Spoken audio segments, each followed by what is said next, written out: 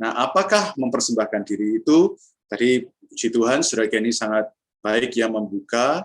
Nah, moga malam hari ini kita bisa melihat bahwa persembahan diri bukanlah mengenai aku, bukanlah kisah mengenai aku berbuat ini bagi Allah, aku sudah mencapai itu bagi Allah. Persembahan diri adalah sebuah respon spontan, persembahan diri adalah sebuah jawaban ya atas apa yang sudah Tuhan lakukan, sehingga sewajarnya kita mengerjakan. Baik, saudara-saudari, supaya kita tidak bingung mengenai persembahan diri dan bisa segera menikmatinya, saya ajak kita sekali lagi berdoa. Semoga firman Tuhan malam hari ini menerangi kita ya, dan membawa kita kepada satu kemenangan. Orang luar sana sedang merayakan kemenangan, tetapi kemenangan yang sejati sekali lagi ada di dalam Kristus, terlebih waktu kita mempersembahkan diri. Ada sebuah kidung pujian berkata ya, dunia harus khidmat sunyi karena ada manusia yang sedang mempersembahkan diri. Sekali lagi, persembahan diri adalah sesuatu yang sangat Tuhan dambakan. Persembahan diri adalah yang sangat Tuhan rindukan. Sampai dunia ini harus tutup mulut dulu ya, harus hening dulu untuk bisa mendengar ada seseorang yang sedang mempersembahkan diri. Terima kasih Tuhan untuk malam hari ini kami bisa bersama-sama meluangkan waktu kembali bukan untuk sekedar mendapat pengetahuan. Kami mau dibawa kepada pengalaman demi pengalaman. Satu kemajuan ke tahap kemajuan yang lain. Tuhan Yesus normalkan kami. Kami mau menjadi orang-orang Kristen yang normal. Terima kasih Tuhan, urapi pembicaraan-Mu, juga urapi telinga dan hati kami. Haleluya. Amin. Puji Tuhan. Mari kita sekarang lihat presentasi mengenai persembahan diri ya. Jadi kita sebagai orang Kristen yang normal, saudara-saudari, mohon betul seperti kata Saudara Kenny, mohon siapkan Alkitab, Anda boleh nanti lingkari, garisi, buat beberapa catatan ya, karena saya ada ambil beberapa bahasa asli, baik di dalam bahasa Ibrani maupun bahasa Yunani, supaya pemahaman dan konsep kita akan persembahan diri khususnya bisa dipulihkan. Ya. Jadi mungkin dulu saya punya pendapat atau konsep yang alamiah seturut dengan pemahaman saya sendiri. Hari ini, malam hari ini bisa kita sama-sama adjust ya, sesuai dengan apa yang dimaksudkan dalam Alkitab. Saudara Kenny tadi sudah sebutkan ya, bahwa di dalam tahapan pertama kehidupan orang Kristen, dia perlu terlebih dulu menerima darah Kristus. Saudara-saudari, tanpa ada darah Kristus, tidak mungkin orang itu menjadi pengikut Kristus ya. Dia hanya jadi orang yang baik hati, berbuat kebajikan, melakukan banyak hal yang baik, saleh, tetapi dia bukan orang Kristen. Semua orang Kristen adalah orang yang mengalami, mengimplementasikan, menerapkan darah Kristus atasnya. Jadi dia sudah diselamatkan, ditebus, ya kemudian dilahirkan kembali. Barulah dia punya starting point ya untuk menjadi orang Kristen. Jadi saudara-saudari, keselamatan kita dan juga baptisan kita bukan akhir dari penghidupan orang Kristen.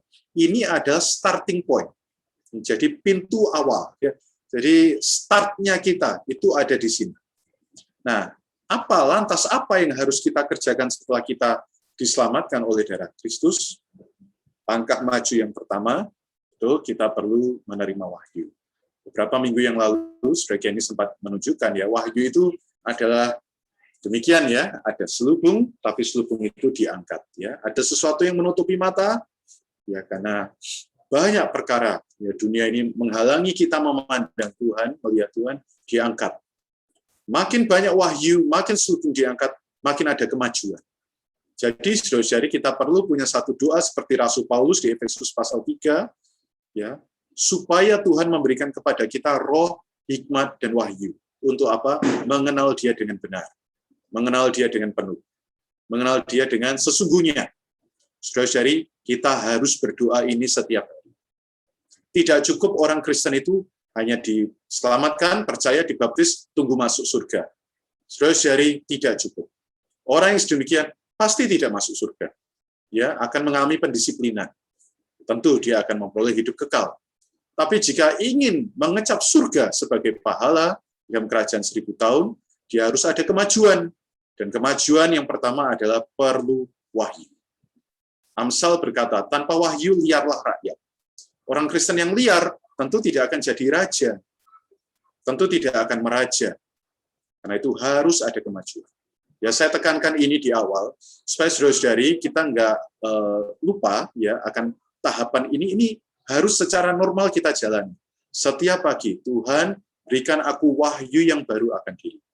Berdoa, Tuhan pagi ini berikan aku wahyu yang baru. Ya, hari ini saya doa baca satu ayat yang mengenai mempelajari kehidupan Kristus. Ya, belajar Kristus, belajar mengenai Kristus. Saya minta Tuhan berikan aku wahyu yang baru tentang ayat ini. Supaya tidak usang ya, saya tidak stagnan.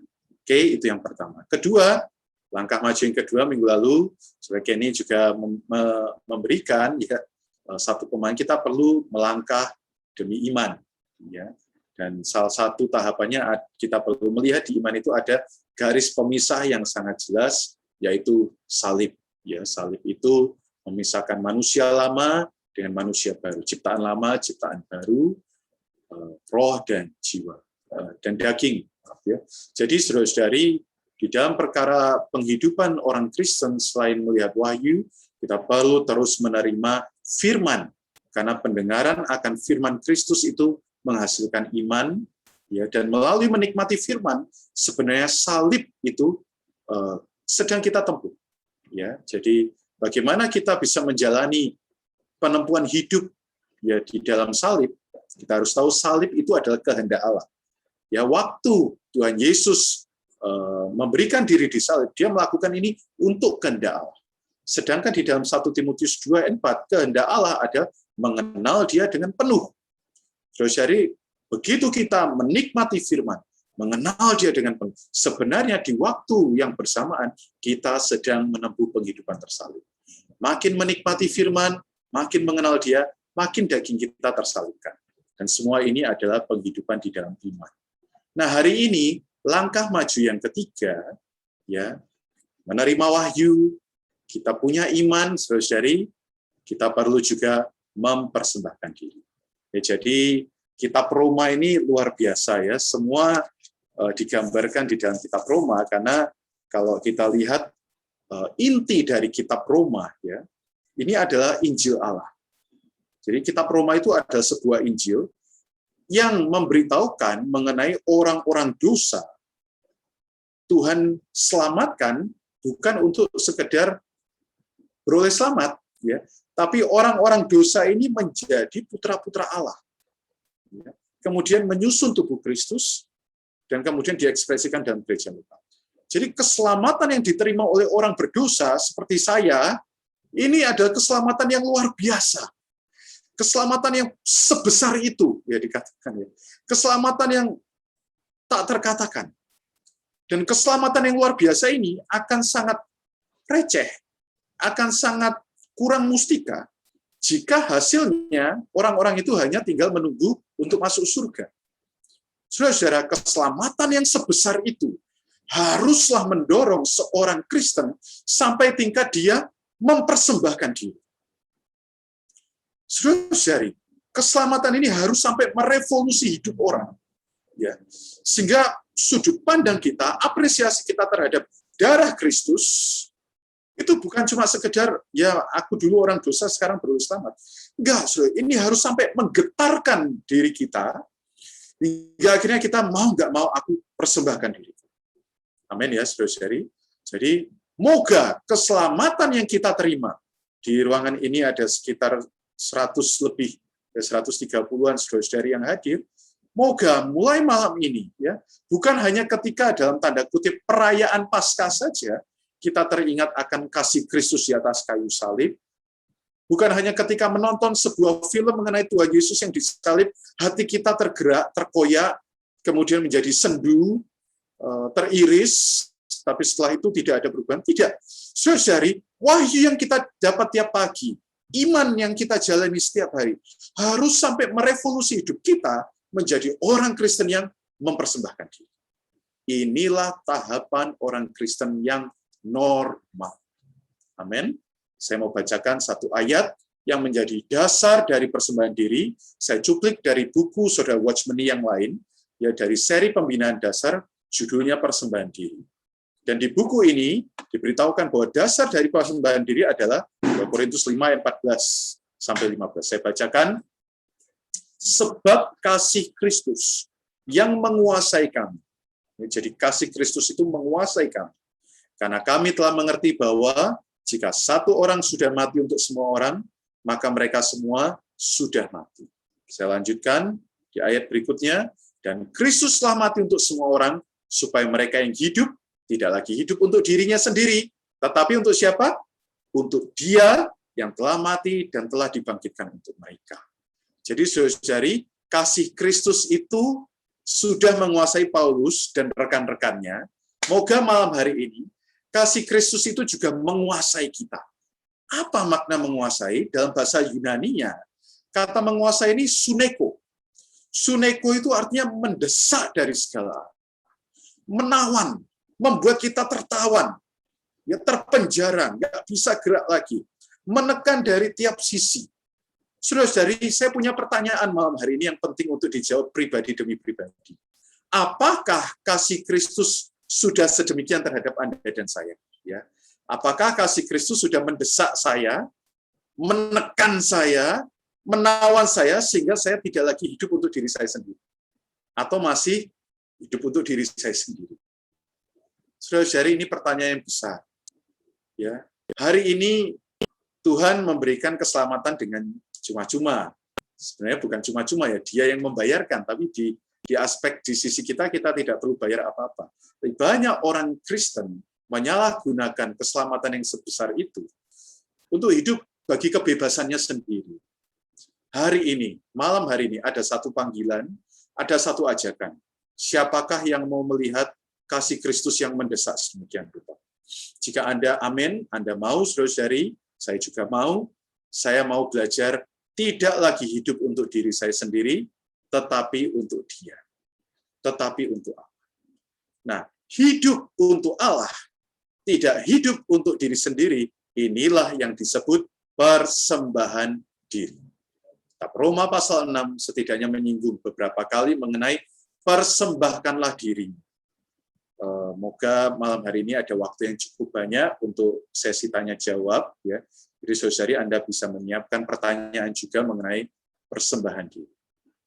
Sebelum kita baca kitab Roma, ya saya akan berikan di sini. Saya mau sedikit cerita, ada satu kisah di dalam beberapa kitab Injil tentang seorang wanita yang bahkan di salah satu kitab namanya pun tidak disebutkan, ya. Jadi di beberapa kitab namanya disebutkan. Dia mencurahkan minyak yang termahal bagi Tuhan. Ya. Dan Tuhan berkata, ini adalah sebuah perbuatan yang baik. Dan di mana saja Injil ini diberitakan, kisah mengenai perempuan ini juga turut diberitakan. Kenapa saya cerita ini, saudara-saudari? Mungkin beberapa dari Anda familiar dengan kisah ini. Saya mau beritahu bahwa Alkitab yang kita miliki ini adalah kisah mengenai Allah mengasihi manusia. Tetapi ketika ada satu wanita ini mencurahkan yang terbaik dari apa yang dia miliki, dari dirinya, maka Alkitab bukan lagi hanya sekedar kisah Allah mengasihi manusia. Karena seorang wanita ini, seorang perempuan ini, Alkitab juga bercerita mengenai manusia mengasihi Allah. Jadi saudari, betapa besarnya dampak dari seseorang yang mencurahkan dirinya bagi Tuhan. Dampak atau efek yang diberikan oleh seseorang yang mempersembahkan dirinya. Saya tidak cantumkan di sini, karena itu saya mau bacakan. Roma 12 ayat 1 berkata, ya dari kitab Roma, saya bacakan, atau saya baca dari pasal 11 dulu ya. Pasal 11 ayat 36 dikatakan, sebab segala sesuatu adalah dari Dia, oleh Dia, kepada Dia, bagi Dialah kemuliaan sampai selama-lamanya. Tapi ayat ini nggak berhenti di sini. Di pasal 12 ayat 1 dikatakan, karena semua adalah dari Dia, karena semua adalah oleh Dia, karena semua adalah kepada Dia, karena semuanya itu, saudara-saudara, oleh kemurahan Allah aku menasihatkan kamu supaya kamu apa? mempersembahkan tubuhmu sebagai persembahan yang hidup. Rasul Paulus berkata, ini adalah ibadah yang sejati. Sekali lagi, ibadah yang berkenan kepada Allah, korban yang berkenan kepada Allah adalah saat kita, orang-orang Kristen, mulai masuk ke tahapan mempersembahkan diri. Amin, saudara-saudari. Tidak ada lagi yang bisa memuaskan Allah selain diri kita tersembahkan kepada Tuhan. Roma 6 ayat 2b, sebenarnya ini melanjutkan perkataan di 2 Korintus pasal 5 ayat 14-15 yang tadi barusan kita bacakan. Bukankah kita telah mati bagi dosa, bagaimanakah kita dapat hidup di dalamnya? Jadi di sini Rasul Paulus ingin mengingatkan kepada kita semua bahwa kita ini sesungguhnya secara fakta sudah mati bagi dosa. Oke ya, mohon maaf sebentar. Oke, kita ini telah mati bagi dosa. Paulus bertanya, kalau kita sudah mati bagi dosa, bagaimanakah kita masih dapat hidup di dalamnya? Saudari, nasib Anda dan saya, status Anda dan saya, di hadapan Allah, dan di hadapan diri kita sendiri, sebenarnya kita ini sudah mati bagi dosa. Sejak kita percaya, kita sudah disatukan di dalam kematiannya, dan juga di dalam kebangkitannya. Sehingga hari ini kita tidak perlu hidup di dalam dosa. Kita ada kapasitas, kemampuan untuk tidak hidup di dalam dosa. Saya bacakan ayat 10, sebab ia mati, yakni mati terhadap dosa, satu kali untuk selama-lamanya, namun ia hidup, yakni hidup bagi Allah. Jadi apa yang sudah Tuhan Yesus kerjakan atas kita, hari ini sudah bisa kita terapkan. Karena itu di dalam ayat 13, apa yang harus kita lakukan supaya penghidupan kita tetap terus mati bagi dosa? Ayat 13 ini dikatakan, serahkanlah, persembahkanlah dirimu.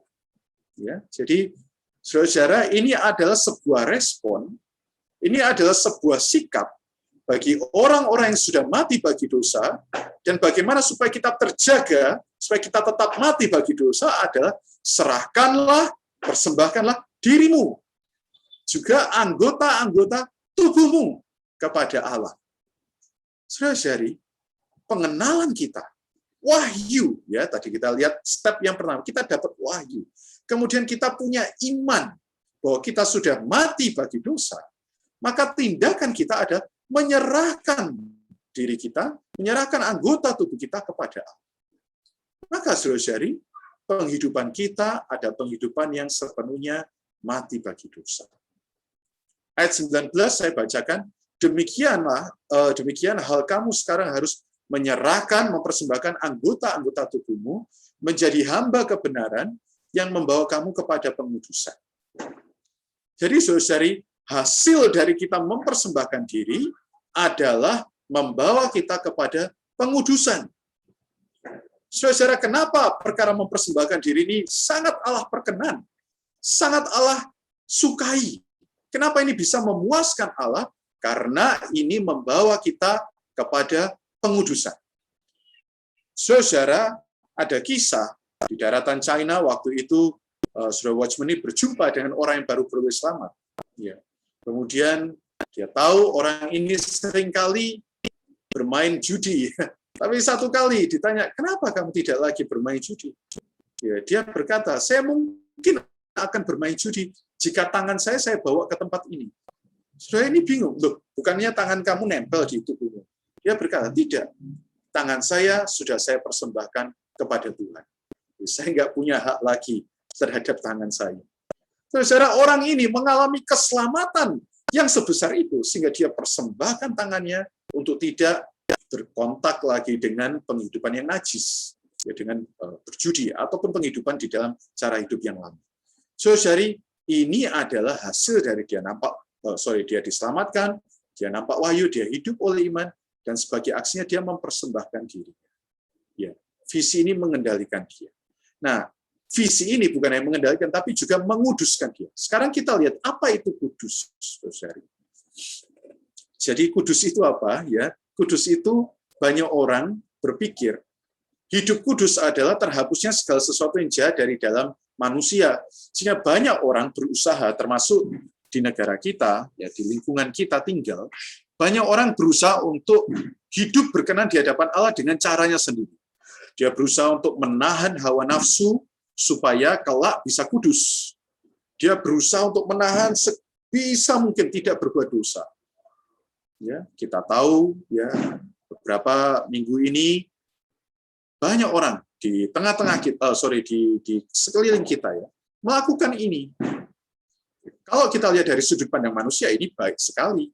Mereka sudah berusaha, mereka mencapai garis kemenangan. Hari ini mereka kudus.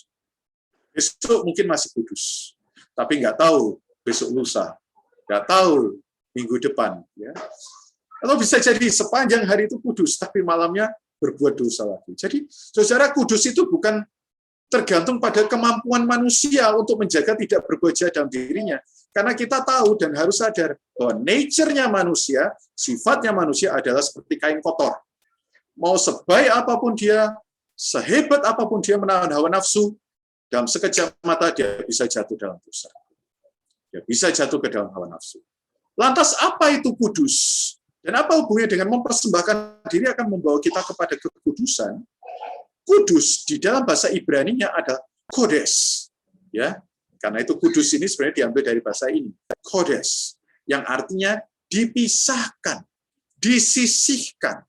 Saudara-saudari, kudus itu adalah dipisahkan bagi Tuhan, disisihkan bagi Tuhan.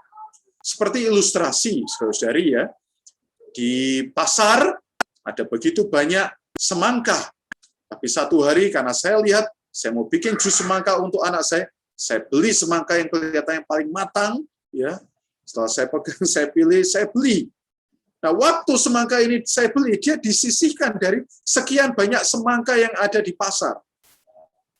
Saudari, inilah disisihkan. Umat Allah disebut umat yang kudus.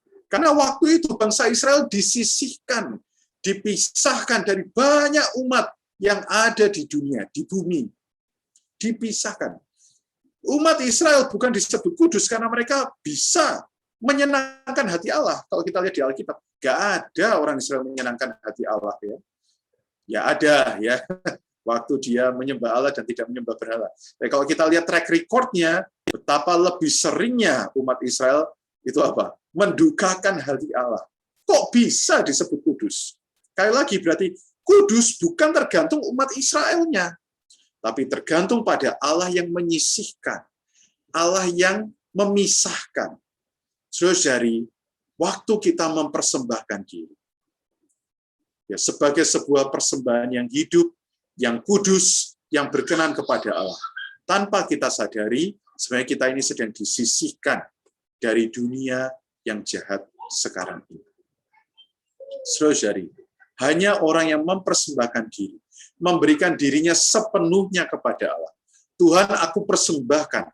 Baru Tuhan ada jalan, ya, untuk menyisihkan dia, memisahkan dia dari yang awam, yang umum, yang tercemar, ya, dari yang tidak tahir, dari yang najis. Harus ada sebuah respon. Sekali lagi, perkara persembahan diri ini bukan firman untuk semua orang. Ini hanya khusus bagi orang Kristen yang sudah mengalami darah Kristus, mendapat wahyu, hidup oleh iman. Ya, jadi saudara-saudari, Anda mau punya hidup yang bebas dari dosa, Anda harus mempersembahkan diri. Karena begitu Anda mempersembahkan diri, Anda akan kudus, Anda akan tersisih bagi Allah.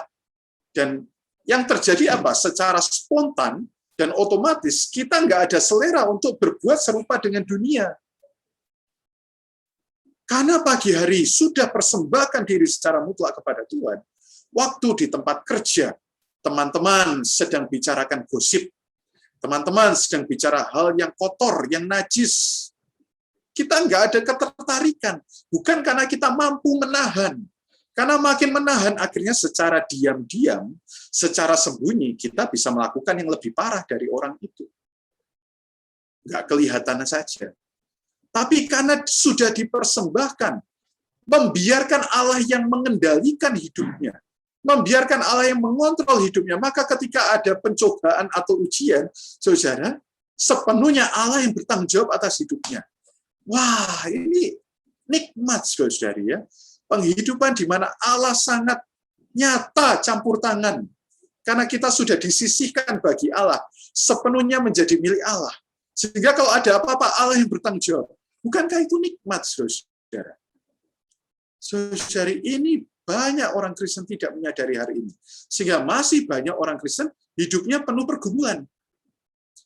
Tuhan, kalau hari ini nggak cukup nafkah yang kuberikan pada keluarga, gimana? Sehingga akhirnya tergoda untuk mengambil waktu lebih banyak bekerja. Sehingga akhirnya waktu yang harusnya bisa untuk persekutuan dikorbankan.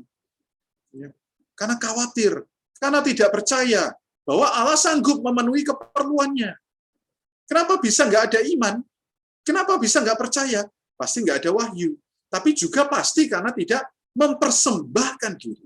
Saudara-saudari, mempersembahkan diri akan membebaskan kita dari kekhawatiran, kegelisahan, keraguan. Amin, saudara-saudari. Karena kita sudah disisihkan bagi Allah. Nah, itu mempersembahkan diri bagi Allah, ini membuat kita dikuduskan. Ada contoh di dalam Perjanjian Baru, ya, waktu Tuhan Yesus mencela orang-orang Farisi, Tuhan berkata, "Hai kamu orang-orang bodoh dan orang-orang buta, apakah yang lebih penting, emas atau bait suci yang menguduskan emas itu?" Jadi ini adalah contoh ya mengenai perkara kudus. Jadi kudus itu bukan karena emasnya itu mulia, ya, tetapi karena ada bait sucinya. Emasnya ini dari sekian banyak emas ditambang, ada emas yang diambil untuk ditaruh di bait suci. Maka emas itu disebut kudus. Kemudian ada lagi, ada persembahan. Bukan karena persembahannya itu yang baik, ya memang dari persembahan itu harus dipilih yang tidak bercacat, tidak bercela. Tapi yang membuat persembahan itu kudus karena ada mezbah. Jadi saudari, hari ini kudus sekali lagi bukan karena aku mampu. Mempersembahkan diri justru membawa kita menyadari kita ini tidak mampu. Tuhan, aku nggak bisa, aku persembahkan. Bekerjalah. Amin, saudari. Di dalam Keluaran 28 ayat 36 ini jelas sekali ya, waktu Musa berbicara kepada orang-orang Lewi khususnya mengenai detail dari bait suci dan juga imam-imam ya, apa yang harus dibuat. Haruslah engkau membuat patan dari emas murni dan bagi patam itu kau ukirkanlah, diukirkan seperti meterai, kudus bagi Tuhan. Jadi, saudara-saudari, kekudusan yang merupakan hasil dari persembahan diri pada akhirnya adalah bagi Tuhan. Jadi, waktu kita mempersembahkan diri sebenarnya adalah waktu kita mempersilahkan diri kita sepenuhnya bagi Tuhan, sehingga kita juga mempersilahkan Tuhan sepenuhnya memiliki diri kita. Ya. Mohon maaf jika ada background kembang api ya. Tempat tinggal saya sangat dekat dengan tempat ibadah mereka. Oke, jadi mempersembahkan diri kepada Allah berarti mengakui bahwa aku sepenuhnya miliknya. Jadi saudara-saudari, mempersembahkan diri kepada Allah ini adalah pengakuan.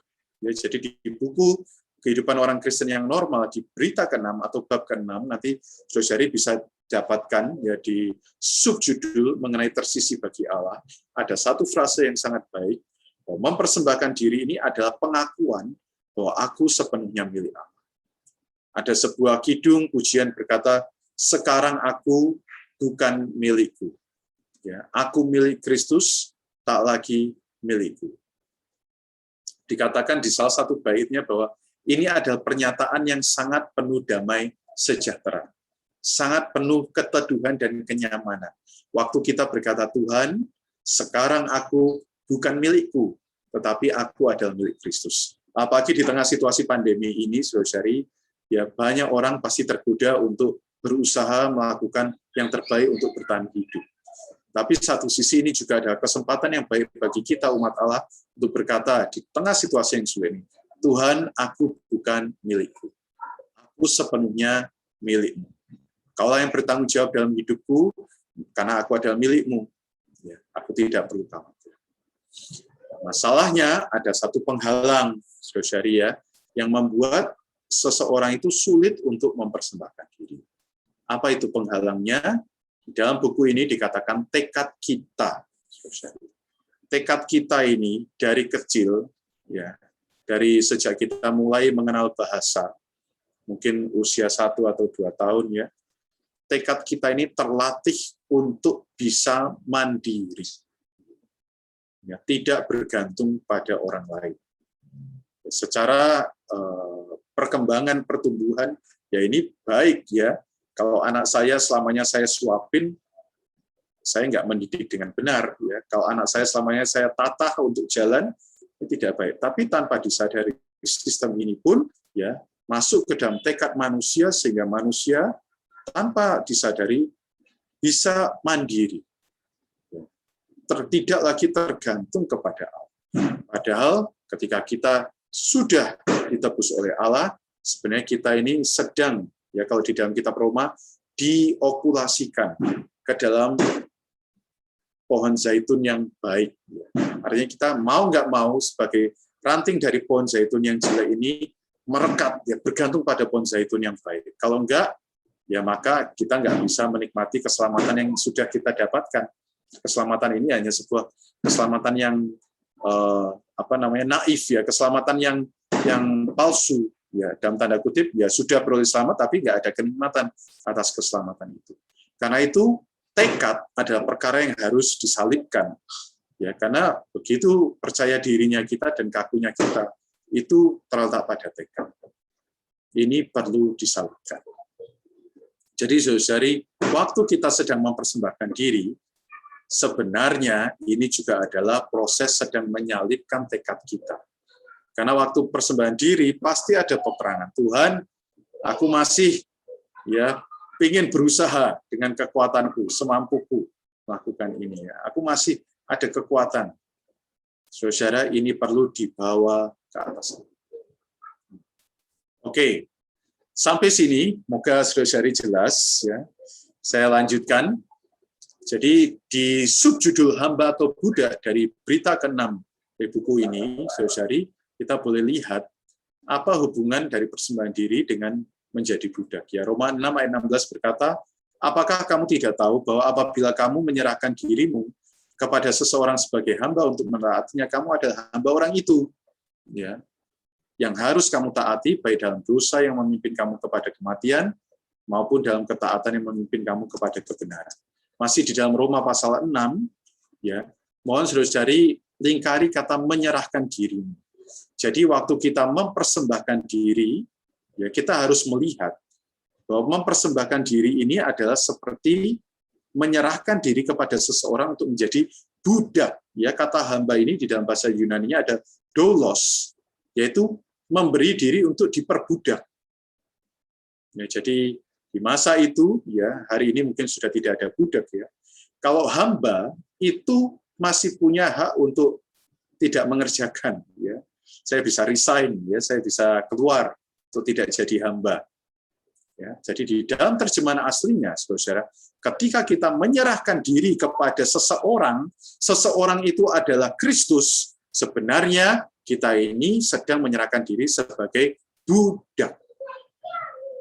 Saudari, begitu jadi budak, artinya apa? Sepenuhnya hak kita diambil oleh Tuhan kita. Tidak ada hak lagi.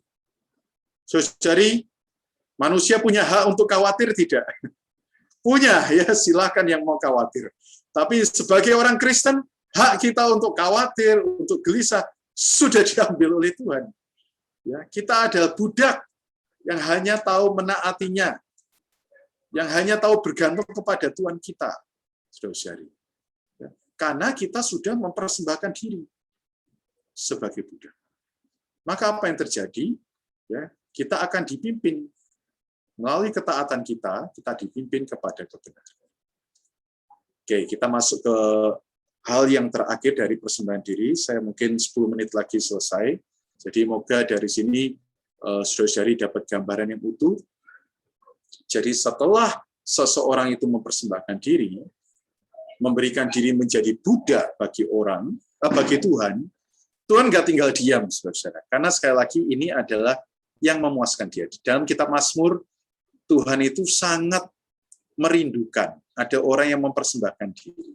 Karena dikatakan di dalam peperangan itu, ya karena tanpa kita sadari hari ini kita ada di dalam peperangan dan Kristus sedang berperang di depan kita.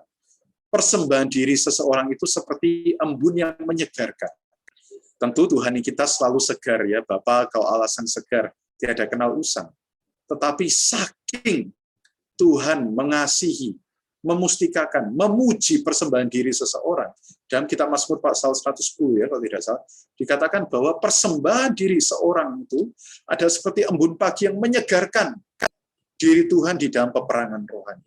Tuhan puas, Tuhan segar, Tuhan senang dengan persembahan diri seseorang.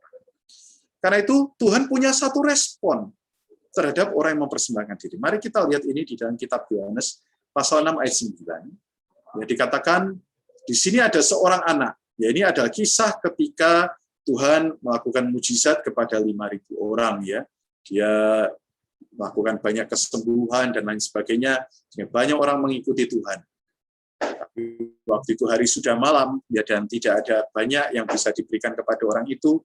Tuhan tergerak oleh belas kasihan, takut orang-orang ini kelaparan, maka Tuhan tanya, kita punya apa? Tapi murid-murid ya berkata, di sini ada seorang anak yang mempunyai 5 roti jelai dan 2 ikan. Tapi apa artinya ini untuk orang sebanyak itu? Terus saya ingin memberitahu pada Anda bahwa pada kita hari ini, kita semua punya 5 roti dan 2 ikan. Setiap dari kita tidak lebih kecil dari seorang anak ini. Entah 5 roti 2 ikan ini adalah harta kita, entah 5 roti 2 ikan ini adalah karir kita, entah 5 roti 2 ikan ini adalah pekerjaan kita, keluarga kita, hobi kita, apapun ya yang kita miliki, saudara, perlu diberikan kepada Tuhan. Kenapa? Dalam ayat 11 dikatakan, lalu Yesus mengambil roti itu, kemudian mengucap syukur dan membagi-bagikannya kepada mereka yang duduk di situ. Demikian juga dibuatnya dengan ikan-ikan itu sebanyak yang mereka kehendaki. Saya bacakan di dalam Matius 14 ayat 19, setelah diambilnya 5 roti dan 2 ikan itu, jadi saudara-saudari, begitu kita mempersembahkan diri kita, mempersembahkan apapun yang kita miliki, 5 roti 2 ikan kita kepada Tuhan, dan Tuhan mengambilnya, apa yang terjadi di situ, saudara? Tuhan menengadah ke langit, mengucap berkat, lalu memecah-mecahkannya. Saudara-saudari, Tuhan perlu, setelah seseorang itu mempersembahkan diri, ada satu fase Tuhan itu memecah-mecahkannya. Jadi saudara-saudari mempersembahkan diri, hasilnya adalah menjadi berkat bagi 5.000 orang, bahkan sisa 12 keranjang, tetapi jangan lupa ada fase memecah-mecahkan roti. Apakah Anda siap, saudara-saudari, untuk dipecah-pecahkan? Seringkali ya banyak orang juga bertanya, kenapa ya sejak saya mempersembahkan diri untuk makin mengasihi Tuhan, melayani Tuhan, kok hidup saya makin berat? Dulu kayaknya waktu saya belum jadi orang Kristen atau waktu saya belum terlalu serius, mulus-mulus saja kayaknya ya. Tetapi sejak saya makin cinta Tuhan, makin ikut Bible study, ada satu hal misteri terjadi dalam hidup saya. Semuanya jadi tidak sesuai dugaan ya. Ada hal yang berat. Saudara-saudari, ini adalah pekerjaan Tuhan sedang memecah-mecahkan. Tapi ya ini menarik sekali ya. Waktu Tuhan sedang memecah-mecahkan, saya coba beri spotlight. Oke, waktu Tuhan sedang memecah-mecahkan, saudari kita perlu rela diberikan kepada banyak orang. Apa yang terjadi? Maka hidup Anda akan memberkati 5.000 orang. Saudari, bahkan hasil dari Anda mempersembahkan diri, Anda dipecah-pecah, maka apapun yang Anda kehendaki. Ya. Anda ingin menjadi berkat bagi berapa orang, Anda berkehendak untuk menjadi berkat bagi berapa puluh orang, apapun yang Anda kehendaki. Allah berikan. Jadi Allah bekerja, luar biasa ini, sebanyak yang mereka kehendaki. Hari ini, saudara-saudara, kita hidup bagi kehendak Allah. Tapi begitu kita mempersembahkan diri dan rela dipecah-pecah, Allah bekerja sesuai yang kita kehendaki. Wah, saya waktu doa baca ayat ini, saudara ya, saya baru menyadari loh ya. Saya sampai tanya, kemana saja selama ini saya ya? Saudara, selama ini, betul kita harus hidup bagi kehendak Allah. Tetapi saudara, ini sama dengan kisah perempuan yang mempersembahkan minyak narwastu yang murni, dipecahkan bagi Allah. Maka Tuhan berkata, ya, di mana saja Injil diberitakan, kisah tentang wanita ini akan turut diberitakan. Saudara-saudari, waktu kita persembahkan diri kita kepada Tuhan, maka Tuhan juga akan bekerja seturut yang kita kehendaki. Amin, saudara-saudari. Kenapa? Karena kehendak kita dan kehendak Tuhan sudah jadi satu. Saudara-saudari. Karena kita sudah jadi milik Tuhan, kita sudah menjadi miliknya, sepenuhnya bersatu dengannya. Saudara, maka kehendak kita adalah kehendaknya. Apapun yang kita kehendaki, Tuhan kerjakan. Saya punya satu kisah ya di tahun 2014 akhir, saudara ya, 2014 akhir. Ya, saya mohon maaf menggunakan kisah saya sendiri karena ini begitu real. Ya. Waktu itu awal mula saya melayani dengan beberapa saudara di satu tempat. Di situ belum ada gereja lokal, ya. Kami baru diutus untuk memulai sebuah pekerjaan. Dan benar-benar berangkat dari nol, ya. Hanya ada sekian belas orang yang pelayanan. Ya. Sedangkan ada kerinduan bahwa tahun depan, di tahun 2015, ya, akan ada sebuah sidang istimewa. Ya, seluruh orang dalam gereja berkumpul dari seluruh dunia. Waktu itu berkumpul di Sentul tahun 2000. Saudara-saudara, di akhir 2014 itu, kondisinya itu bagaimana bisa ya kita ada buah-buah baru, berkali-kali lipat. Makanya kami berdoa, kami berpuasa, ya tentu dalam hal ini karena saya adalah seorang sepenuh waktu, ya saya memakai apa yang saya punya, waktu saya berikan ke Tuhan, persembahkan ke Tuhan. Mungkin kalau waktu itu saya adalah seorang angkatan kerja, saya persembahkan pekerjaan saya, dan persembahkan harta saya. Nah, karena saya sepenuh waktu, saya persembahkan waktu saya, tenaga saya benar-benar kepada Tuhan. Dan Tuhan itu terlampau setia. Waktu itu kami berdoa, Tuhan, dari sekian belas ini, kami mau Tuhan ada sampai 75 orang yang dibangkitkan di tempat itu, yang mengasihi Tuhan. Berdoa, melayani, mengontak orang. Tapi, saudara, Tuhan itu terlampau setia. Ya tentu, selama melayani itu banyak hal terjadi. Rasanya seperti dipecah-pecah, ya, dipecah-pecah oleh Tuhan.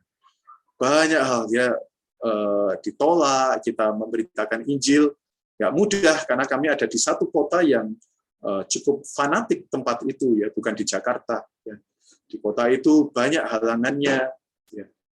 Banyak penolakan, bahkan sampai didatangi oleh orang-orang yang fanatik itu datang ke tempat tinggal kami, 3 orang utusannya bergelar profesor, ya, 3 orang datang menanyakan kenapa kami begitu giat memberitakan Injil. Rasanya sempat putus asa. Kami belajar menyerahkan, puji Tuhan. Singkat cerita, untuk menyingkat semuanya ini, Tuhan memberkati di tahun 2015, bulan Mei atau April, ya, saya lupa itu ya tanggalnya, Tuhan menunjukkan kesetiaan. Dia memberikan sebanyak yang kami kehendaki. Bahkan sisa 12 keranjang. Kenapa? Karena yang Tuhan berikan di hari itu bukan 75, tapi 135 orang yang percaya pada Tuhan. Jadi, saudara-saudari, ya dari situ saya percaya betul bahwa Tuhan mampu bekerja banyak dalam hidup saya ketika saya belajar memberikan pada Tuhan, kemudian Tuhan akan memecah-mecahkannya. Ini belum tentu enak ya, tapi Tuhan akan pakai itu untuk memberkati banyak orang. Saya mengucap syukur, setidaknya waktu itu saya bisa menjadi berkat bagi 135 orang. Tentu bukan saya sendiri, bersama dengan rekan-rekan saya dan bersama dengan belasan kaum beriman yang tadi awalnya ada bersama kami melayani bersama kami. Amin. Terakhir, saudara-saudari, untuk menutup, maka tujuan dari persembahan diri ini adalah bukan berkhotbah bagi Allah, bukan melakukan sesuatu yang spektakuler bagi Allah, tetapi untuk melayani Allah sebagai budak. Ya, jadi tujuan persembahan diri ini bukan diri kita jadi ditonjolkan. Ya, karena itu saya tadi mohon moga kisah saya ini adalah sebuah kesaksian bukan untuk menonjolkan diri saya, tetapi saya ingin menunjukkan bagaimana sebagai budak, ya, apapun yang Allah perintahkan, apapun yang Allah kehendaki, melalui kita bisa Tuhan kerjakan. Saudari, mungkin Tuhan meminta Anda untuk memberitakan Injil. Jadilah budak di dalam memberitakan Injil. Mungkin Tuhan sedang meminta kita untuk menggembalakan orang. Jadilah budak di dalam menggembalakan. Mungkin Tuhan sedang meminta kita untuk berkhotbah. Jadilah budak di dalam khotbah. Sehingga segala kemuliaan adalah bagi Tuhan. Banyak orang berkata, berikanlah kemuliaan bagi Tuhan. Kemudian banyak yang tepuk tangan. Tapi di dalam hati kecil merasa senang. Wah, tepuk tangan ini bukan buat Tuhan, tapi karena performaku baik. Karena khotbahku baik. Karena pelayananku berhasil. Sehingga waktu dipuji senang sekali. Saudari, mohon maaf, ya ini juga menegur saya. Saya pun pernah mengalami yang demikian. Sekali lagi, persembahan diri tujuannya ada supaya kita bisa melayani Allah sebagai budak. Ya, budak itu kalau ada sesuatu pekerjaan yang berhasil, nggak pernah dapat terima pujian, dan dia nggak perlu merasa sakit hati nggak dipuji, karena dia adalah budak. Jadi saudara, di dalam pelayanan kita disalahpahami, ditolak, tersinggung, tersindir, itu kiranya tidak membuat kita mundur, tersandung, kepahitan. Nggak ada itu, saudara-saudari. Orang Kristen yang normal tidak ada ketersandungan, kepahitan. Berarti belum normal. Kenapa? Orang yang tersandung itu karena gelap, bukan? Ya, kalau ruangan di tempat saya ini tutup, gelap, ya, lampunya mati. Tiba-tiba gempa bumi, saya harus cepat lari. Saya pasti tersandung, ya. Tetapi kalau ada terang, saya bisa lari dari ruangan ini tanpa tahu tersandung. Orang Kristen yang normal itu ada terang, sehingga punya wahyu. Karena ada wahyu, dia tidak lihat, dia tidak tersandung. Sehingga melayani Allah bukan karena ingin dipuji, melayani Allah karena dia menyadari dirinya adalah milik Allah, adalah budak Allah. Dan hasilnya adalah menjadi berkat bagi banyak orang. Moga saudara-saudari, semua dari kita di ruangan ini, puji Tuhan makin bertambah ya, ada 170-an, punya cita-cita, yaitu menjadi berkat bagi banyak orang, ya, menjadi saluran berkat. Apapun profesi kita, apapun pekerjaan kita, beberapa yang hadir saya tahu adalah masih siswa, ada juga mahasiswa, Anda juga bisa jadi berkat, saudara-saudara muda. Apa yang harus dilakukan? Persembahkanlah dirimu. Maka apapun yang kita kerjakan, Tuhan akan bisa memecah-mecahkannya, membagi-bagikannya bagi banyak orang, sehingga banyak orang akan dikenyangkan dan dipuaskan, dan nama Tuhan dipermuliakan. Tuhan Yesus menyertai roh kita semua. Saya tutup di dalam doa, kemudian saya serahkan kembali ke saudara Kenny. Terima kasih Tuhan atas berita malam hari ini. Kami kembali persembahkan diri kami. Apapun yang kami miliki, terlebih diri kami, anggota tubuh kami, pelayanan kami, waktu kami, tenaga kami, adalah bagi diri Tuhan, kepentingan Tuhan. Terima kasih Tuhan Yesus, kami cinta padamu. Amin. Puji Tuhan, mulia bagi Tuhan. Saya kembalikan ke saudara Kenny. Amin. Amin. Baik, saudari, kita masuk ke bagian tanya jawab. Jika saudari ada pertanyaan yang ingin diajukan, saudari bisa chat di dalam chat room di dalam Zoom ini, atau melalui WA kepada saya pribadi, atau juga di grup Truth and Life, ya. Baik. Ada satu pertanyaan yang sudah masuk, ya, yaitu tadi saudara Moses berkata bahwa mempersembahkan diri bukanlah usaha diri kita sendiri yang melakukan sesuatu. Nah, pertanyaannya adalah, bukankah kita perlu berusaha bekerja sama dengan Tuhan? Lalu kita tahu dari mana kalau usaha itu adalah dari alamnya kita, atau justru adalah kerjasama antara kita dengan Tuhan? Amin. Saya coba jawab, nanti mohon disempurnakan oleh saudara-saudara yang lain. Tuhan, kita tinggal di dalam koordinasi. Jadi, saudara-saudari, tentu kita harus bekerja dan berusaha di dalam satu sisi, karena bagi orang yang tidak bekerja dikatakan tidak boleh makan ya. Paulus menegur untuk orang-orang yang malas bekerja. Tetapi maksud kata usaha diri, dan khususnya ini pertanyaan yang baik sekali, kapan kita tahu ini ada dalam alamiah? Adalah ketika usaha dan jerih lelah itu makin membawa kita jauh dari Allah. Jadi kita bisa berusaha, tetapi di dalam usaha itu bisa jadi dua hasil. Waktu usaha itu dikerjakan, makin membawa kita banyak datang pada Tuhan, atau makin membawa kita makin jauh dari Tuhan. Karena segala yang alamiah adalah makin mandiri dari Tuhan. Jadi makin menyimpang ya, satu itu ke arah pohon pengetahuan baik jahat, satu ke pohon kehidupan. Jadi sama-sama berusaha. Contoh sebuah kasus, misalkan ada seorang ya, karena mungkin pandemi, ya pekerjaan begitu berat, dia berusaha membanting tulang. Bukan berarti setelah berita ini selesai, kita jadi orang yang pasrah di rumah ya. Bukan demikian. Tapi orang yang mempersembahkan diri waktu dia berusaha, dia sepenuhnya bergantung pada Allah. Dia banyak berkontak pada Allah. Dia banyak bersekutu dengan Tuhan. Dia takut meninggalkan Allah. Ya, ini berbeda dengan orang yang akhirnya kerja setengah mati. Sehingga ketika waktunya mengalami perhentian dengan Allah, ya dia lupa, udah nanti saja. Ini aku harus kerjakan dulu, nanti saja itu ya. Waktu doa nanti ya, akhirnya waktu doa hilang. Waktu yang biasanya baca Alkitab hilang, karena kepikiran itu terus. Ya ini sedikit jawaban dari saya, mungkin bisa ditambahkan. Ya, saya diberitahukan Saudara Irfan mau menambahkan, silakan. Oke, baik. Jadi perkara mengenai usaha diri, kita tahu itu alamiah atau tidak, saya rasa sama seperti cerita mengenai Saulus ya. Paulus ini kan sangat bergairah dan dia memberitahu di Galatia pasal 2 ayat 20 itu ya, aku telah disalibkan dengan Kristus, bukan lagi aku sendiri yang hidup, tapi Kristus yang hidup di dalam aku. Jadi misalkan ketika kita mau mengambil keputusan, mau melaksanakan sesuatu, tapi kita tidak bertanya terlebih dahulu kepada Tuhan. Pagi hari ketika kita mau mulai aktivitas, kita tidak mempersembahkan hari-hari itu kepada Tuhan.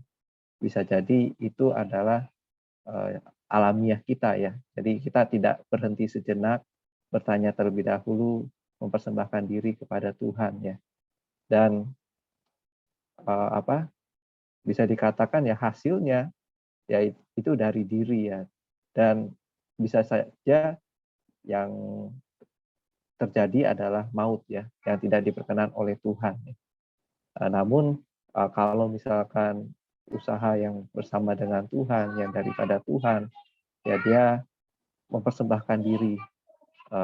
Jadi bertanya dahulu, mohon pimpinan Tuhan, lalu mengerjakannya ya. Jadi saya pikir demikian ya. Jadi kalau misalkan membedakannya dari sikap kita ketika kita mau mengerjakan itu, apakah kita sudah berdoa, bertanya kepada Tuhan, mempersembahkan itu kepada Tuhan ya. Demikian.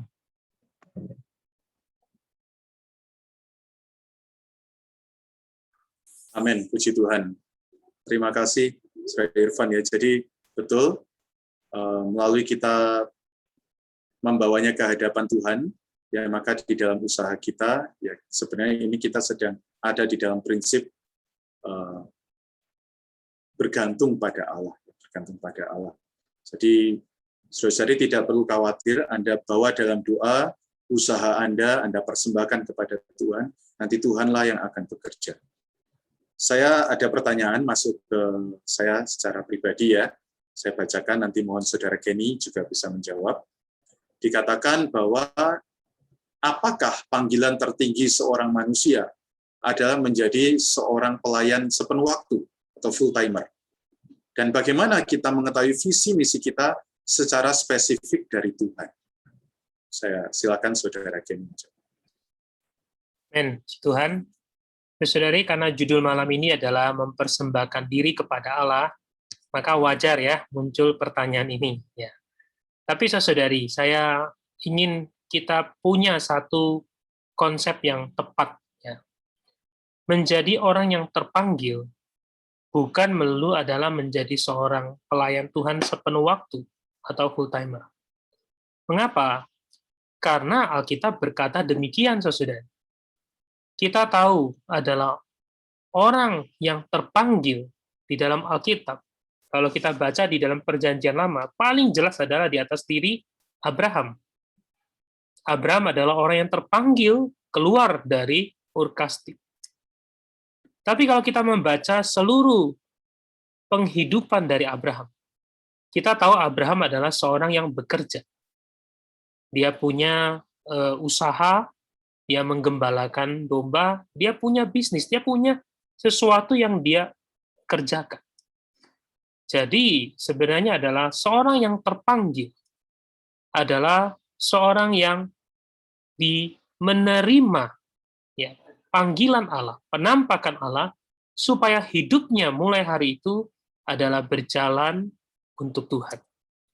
Saudari, panggilan Tuhan kepada kita, ya, setiap orang adalah sama. Nggak ada namanya full timer itu lebih tinggi daripada seorang profesi.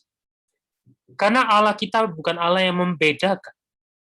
Allah memanggil adalah memanggil kita semua. Karena itu kita di kitab Roma dengan mereka yang dipanggilnya. Ya.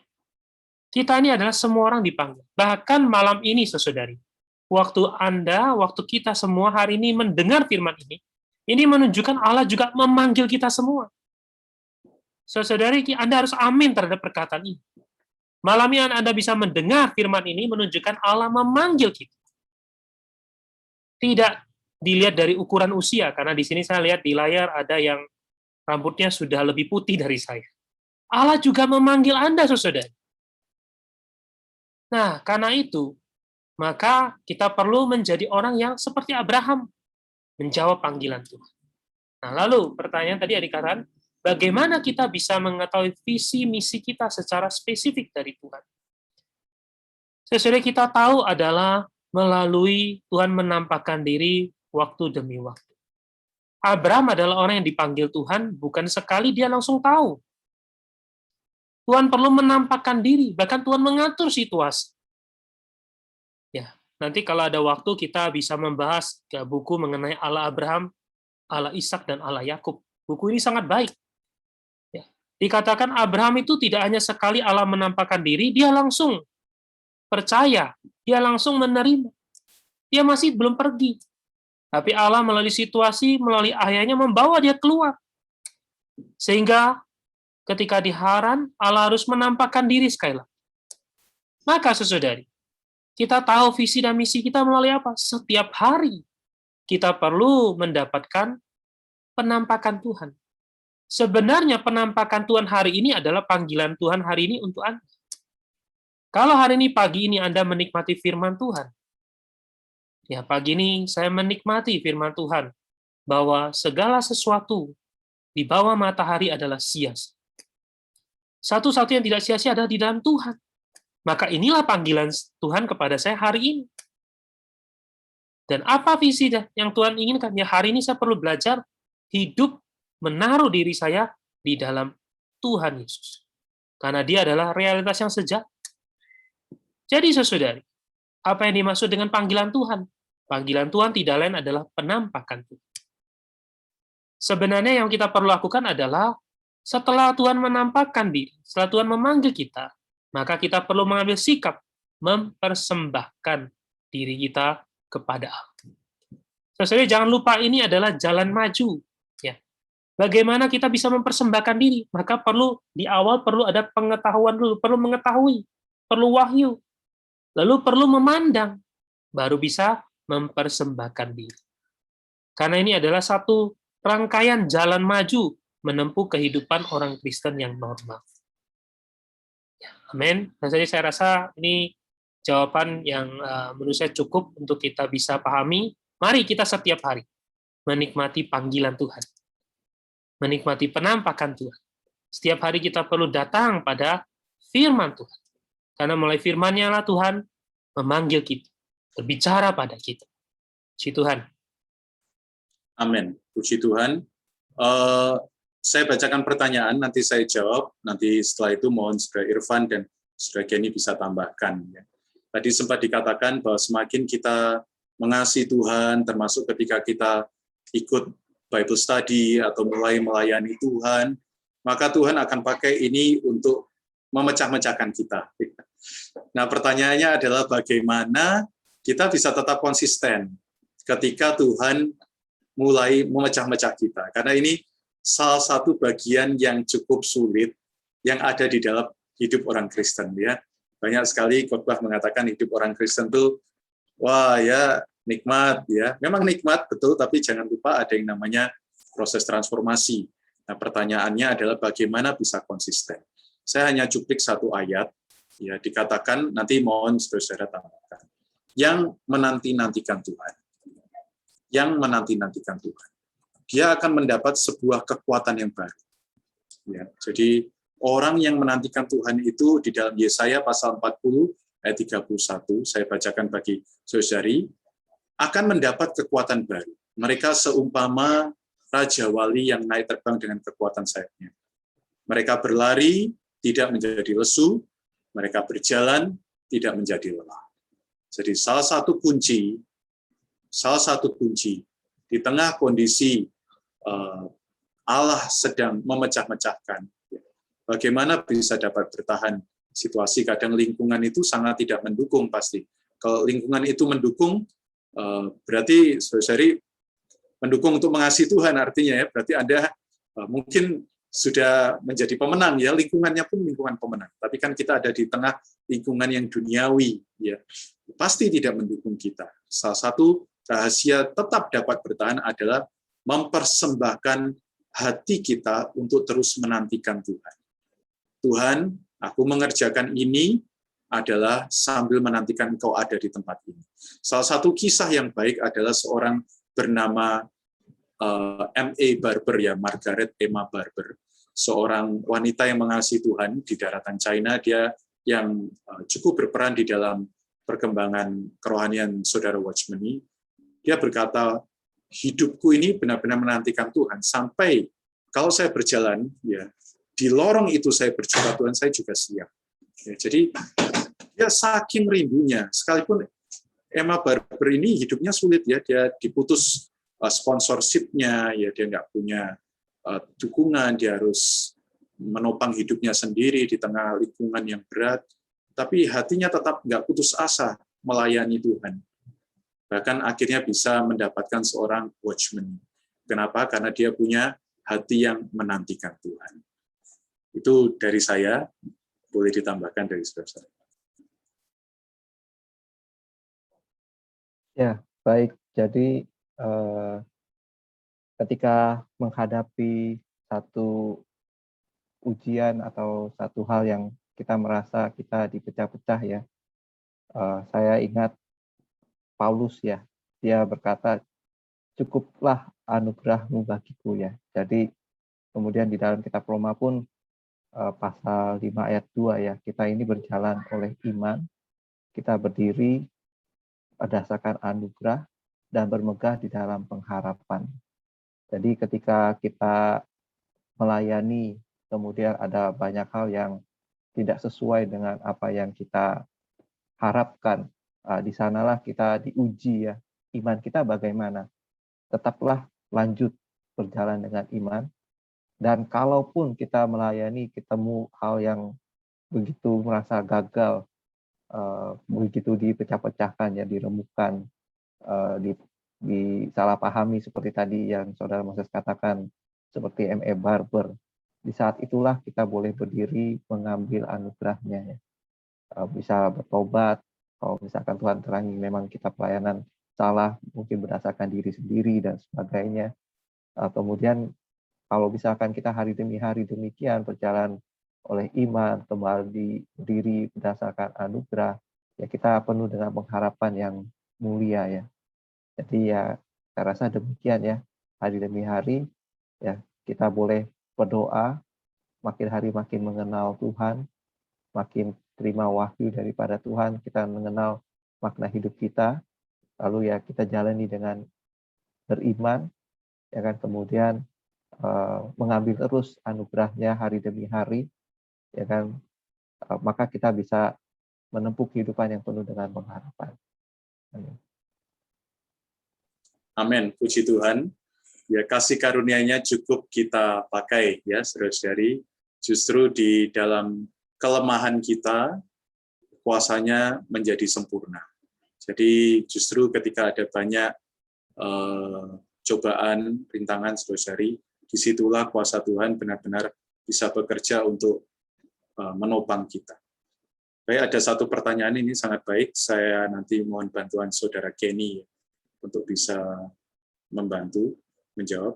Saya mau tanya, saudara-saudara, apakah di dalam pekerjaan saya sebagai seorang profesi, pada saat saya percaya diri akan berhasil, tapi saat saya sering gagal atau ditolak orang, pada saat saya percaya diri akan berhasil, tetapi saat saya sering gagal atau ditolak orang. Tetapi pada saat saya menyerah, merasa tidak percaya diri, Tuhan bantu saya. Apakah betul persembahan diri melalui pekerjaan saya sebagai profesi? Saudara Kenny bisa bantu jawab. Amin. Saudari, mempersembahkan diri adalah dimulai dari kita mengetahui dan memandang. Ya. Jadi termasuk di dalam setiap aspek kehidupan kita. Ketika kita tahu, ketika kita memandang, kita melihat bahwa kita bekerja di bumi ini untuk apa, lalu kita mempersembahkan diri, maka di sisi itulah Tuhan akan memakai kita menjadi berkat. Ya. Saya melihat dari tadi pertanyaan mengenai mempersembahkan diri ini, seringkali konsep kita adalah menderita. Konsep kita adalah rugi. Tapi kita nggak melihat setelah kita mempersembahkan diri, kita ini mempersembahkan ke siapa, saudari?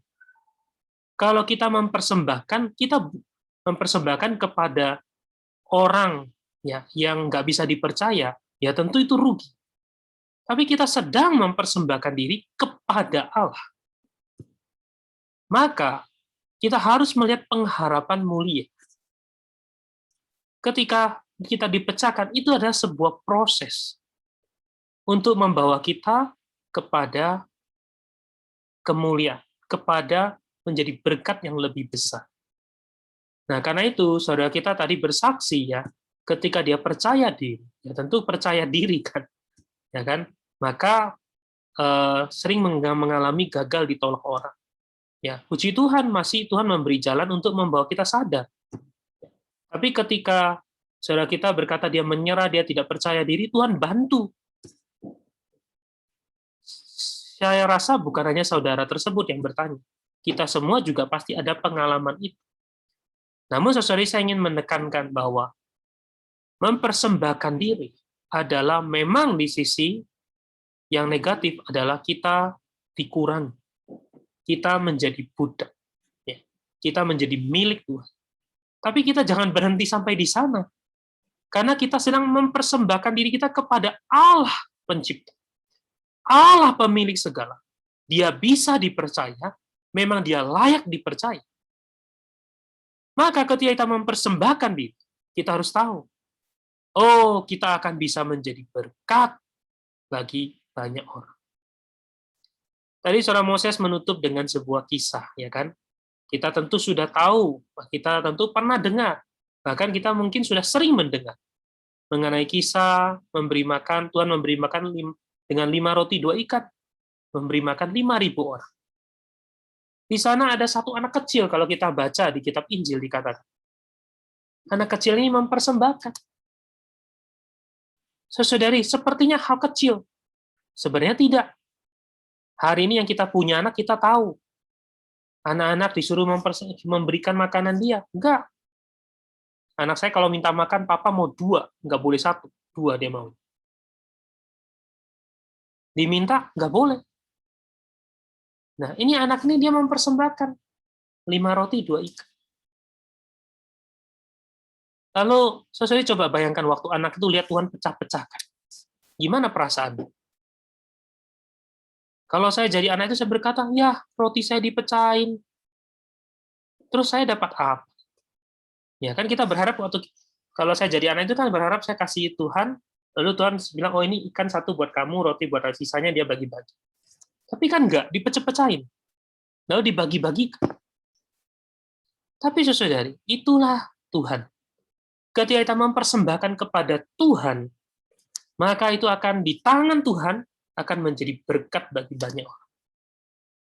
Pertanyaan poin penting hari ini adalah saudari, kepada siapa kita persembahkan? Hari ini saudari Anda yang bekerja, persembahkanlah waktu Anda, pekerjaan Anda untuk Tuhan. Persembahkan. Amin. Ya, ada seorang profesi pernah bersaksi kepada saya ya. Kebetulan dia bekerja sebagai seorang guru.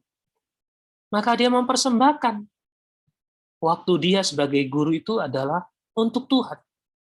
Lalu dia berdoa, Tuhan, jangan sampai saya menjadi seorang guru yang adalah untuk mendapatkan kemuliaan sendiri.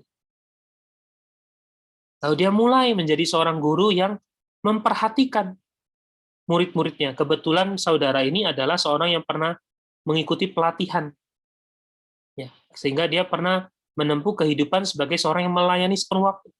Maka setiap siswanya itu dijenguk, dikunjungin, seperti seorang sepenuh waktu mengunjungi kaum saleh.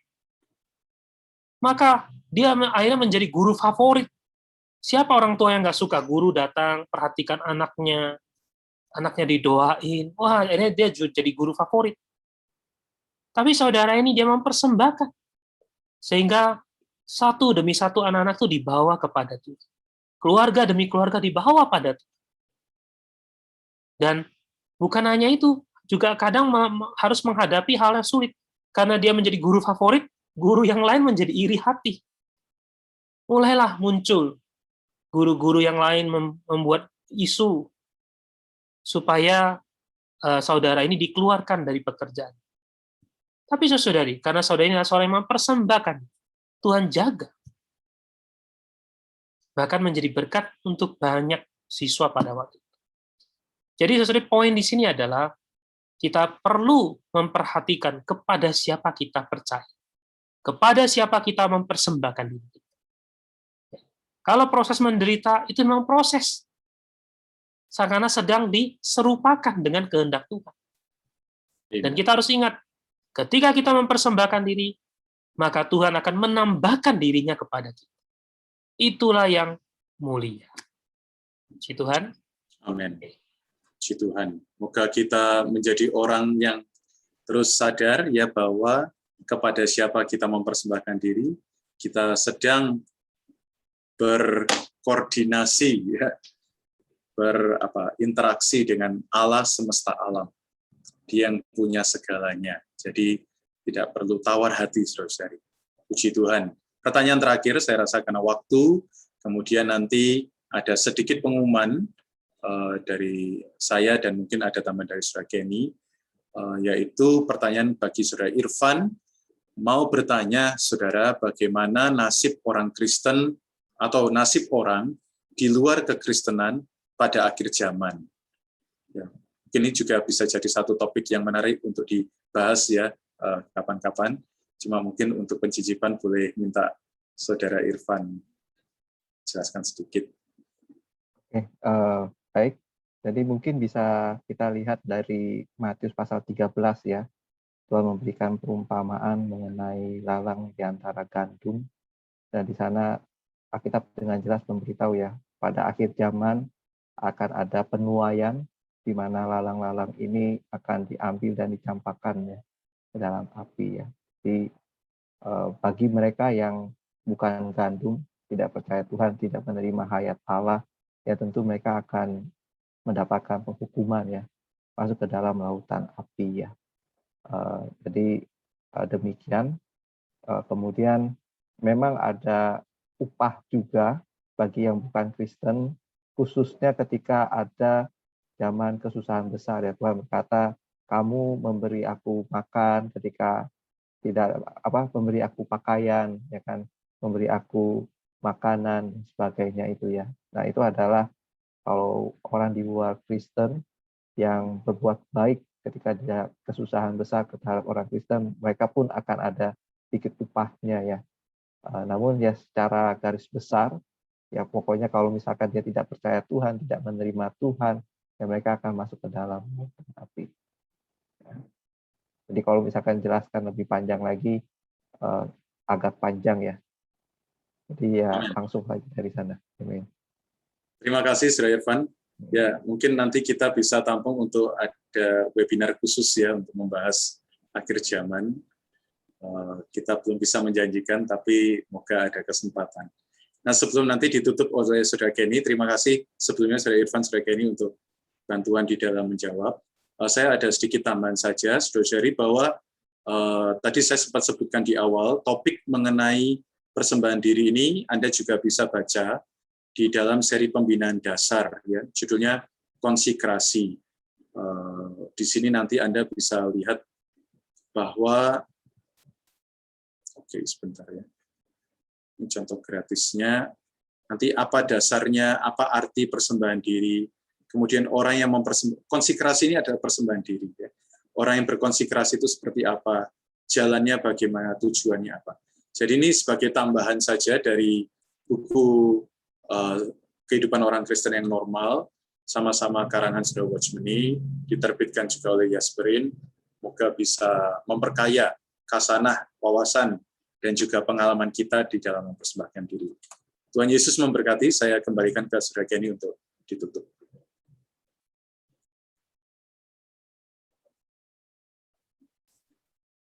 Baik, saudari, mari semoga melalui pemberitaan atau pembahasan kita malam ini, saudari, Tuhan membawa kita memiliki satu langkah lebih maju lagi. Ya, bahwa kita perlu menjadi orang yang mempersembahkan diri kita kepada Allah. Mempersembahkan diri bukanlah hanya satu kali, tetapi perlu setiap hari. Ya, setiap kali kita bangun, persembahkanlah diri kita pada Tuhan. Ya, supaya apa? Tuhan bisa memakai kita seluas-luasnya, sehingga kita bisa menjadi berkat di tangan Tuhan. Saudari, paling tidak kita bisa mempersembahkan diri kita kepada Allah, kita bisa memberkati orang-orang sekitar kita. Kita yang jadi orang tua bisa memberkati anak-anak kita. Kita yang jadi kakek nenek bisa memberkati cucu-cucu kita. Oh, sehingga melalui kita, ya, banyak orang bisa dipuaskan. Banyak orang juga dibawa mengenal kepada Tuhan. Ya. Baik, semoga hari ini Tuhan bisa mendapatkan banyak ya hamba-hambanya, banyak anak-anak yang mempersembahkan 5 roti 2 ikan. Sesuai mempersembahkan diri bukanlah satu hal yang terlalu besar nggak bisa mencapai. Anak kecil pun bisa mempersembahkan diri.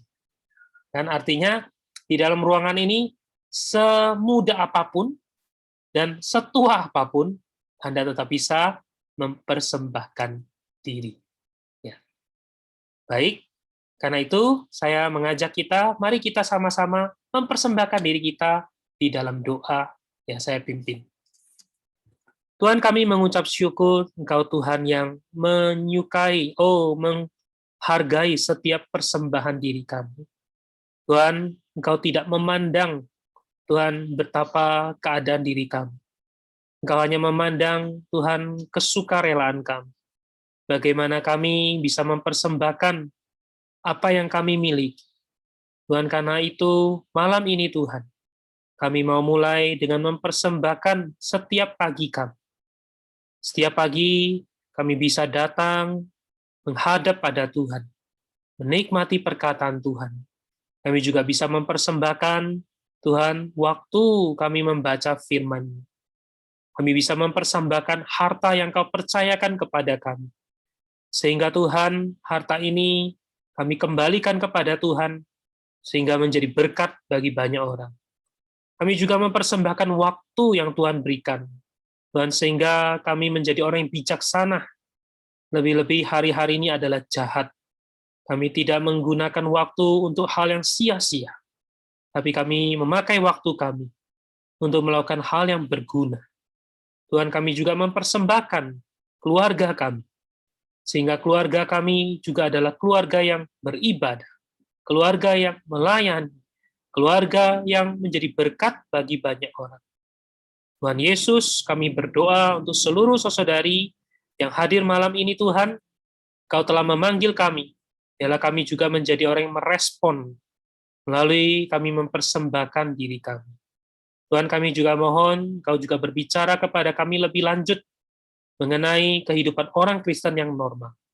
Kami berdoa untuk pertemuan-pertemuan berikutnya, mohon Kau berbicara lebih jelas, lebih terang, oh Tuhan, kepada kami semua.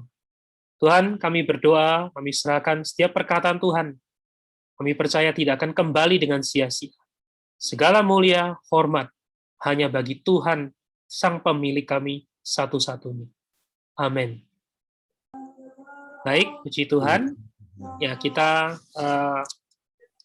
webinar pada malam ini